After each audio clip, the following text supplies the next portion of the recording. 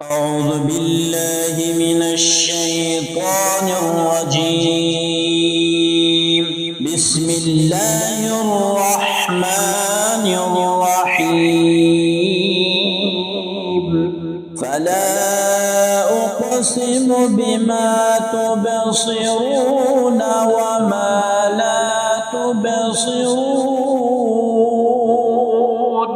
إنه لقول رسول كريم وما هو بقول شاعر قليلا ما تؤمنون ولا بقول كاهن قليلا ما تذكرون تنزيل من رب العالمين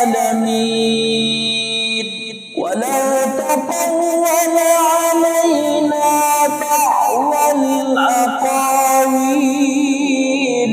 لأخذنا منه باليمين ثم لقطعنا منه الوتين فما منكم من أحد عنه حاجزين وإنه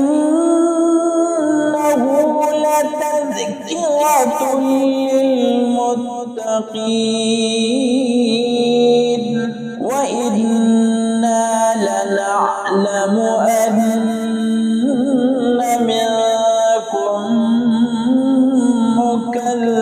مكذبين وإنه لحسرة على الكافرين وإنه لحق اليقين